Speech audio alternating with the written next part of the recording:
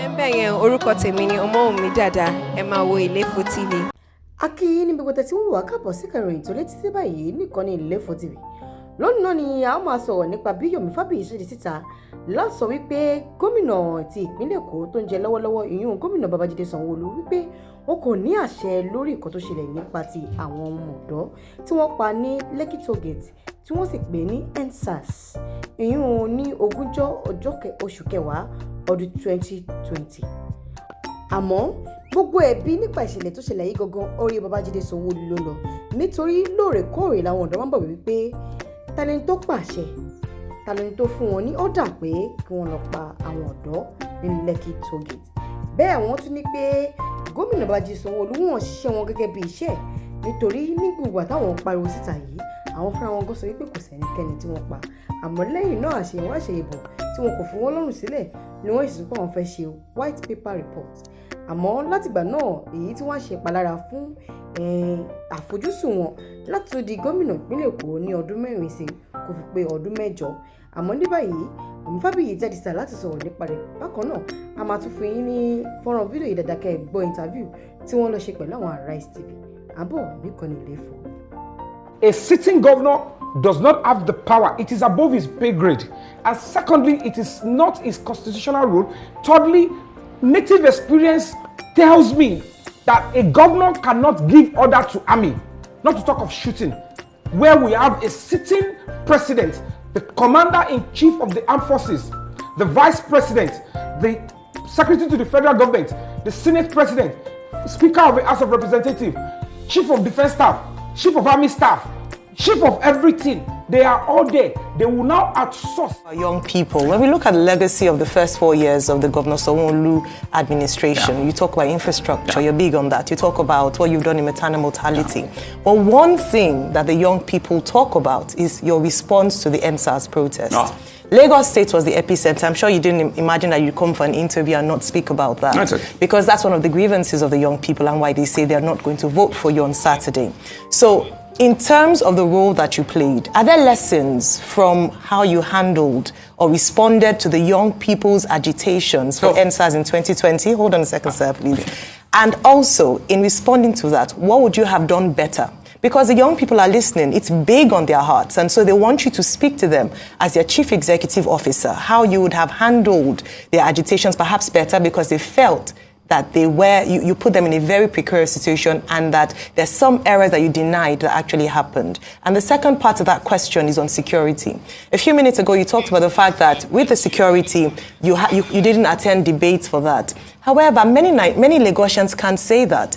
They are on the streets of Lagos and they are afraid. And unlike you, sir, they don't have the security protection that your office offers. So do you think security has fared better in the 4 years of you being governor? And how better would you handle security in Lagos? I would have wanted a longer time to explain because you've touched on very critical things. My role played, lessons learned, absolutely. There's no leader that will, worth his while, that will not do, a forensic analysis of what happened. But if you want to, for once, just drop it, right, and do a role play, put yourself in my situation and, just watch and not listen to what I think I want to hear, but hear what truly actually happened, and not just social media, In fact, the Sars had started almost 3 weeks before that incident of October 20. Almost 3 weeks. So it had built up, in itself in various locations. People have come to some certain locations as a place where they can always aggregate on a daily basis. I was the first governor that went there to meet with them nationwide. It didn't start in Lagos, but when it got to, I was the first, right? Waters and all sorts. That's the price of leadership.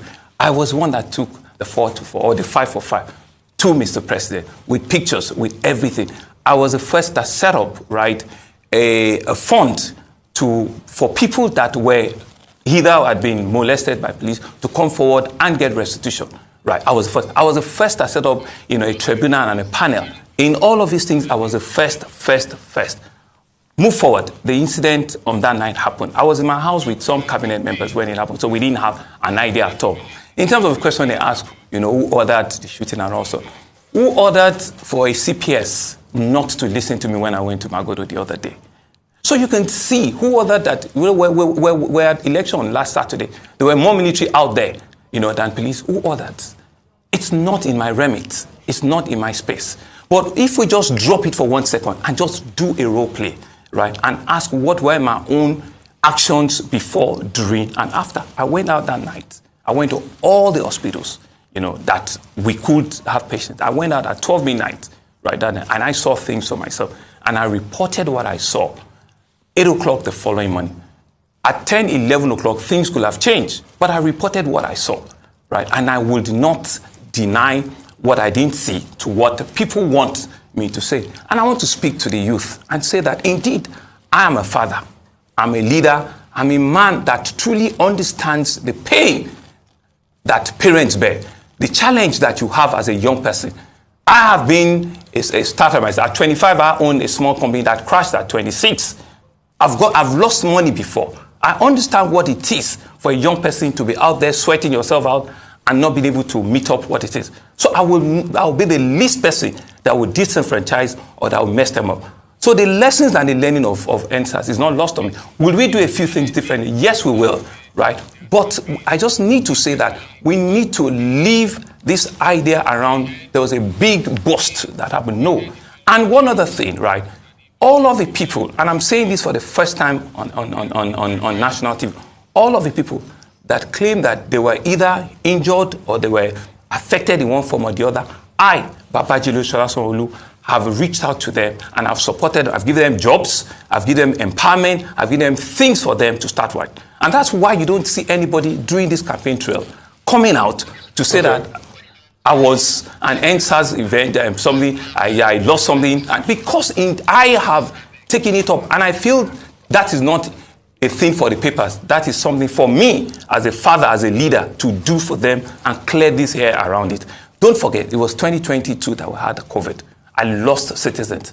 After that event of 2020, it was October, in December, we lost the highest number of fatality on COVID based on all of the things that happened. We lost 7, 8 professors in 1 week.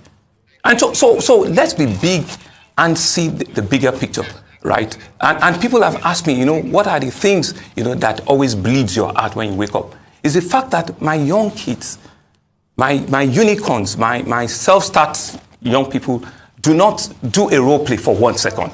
Don't put things in your head that this is the only way and that's what has happened. No, just for 1 second, drop it and do a reflective mode and play it back. It wasn't a flash incident. It was an incident that has piled up for 3 weeks. For 3 weeks. And for whatever reason, I didn't have control. I don't control the police. I don't control the media. We've still on the conversation. Just to do state police, we've been on it for 3-4 years. We've been on it. Hi guys, my name is Stananze, aka Mazenze, aka Ichie Billy, aka and keep watching EA4 TV.